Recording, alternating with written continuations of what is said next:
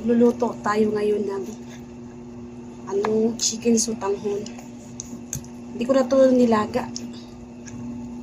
Dito na lang, ibang style naman kasi dati gumagawa ko yung nilaga na chicken. Breast chicken ito. Inano ko na lang. Hiniwa-hiwa. Pero panghalo natin doon sa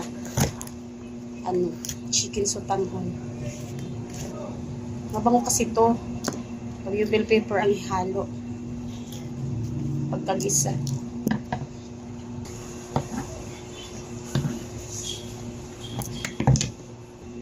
Cabbage.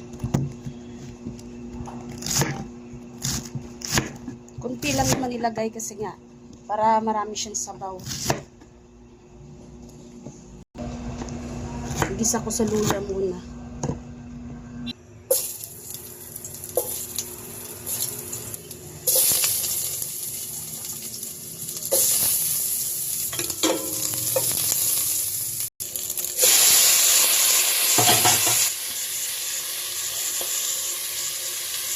Itong premium class na sutanghon ang gagamitin ko.